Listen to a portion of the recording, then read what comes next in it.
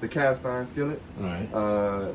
If I wash it with soap and water, how do I avoid the rust happening after the skillet dries with the soap and water? Because after me and my wife, we washed it, we went back to use it maybe a week later to make some steaks, and it was pretty rusty.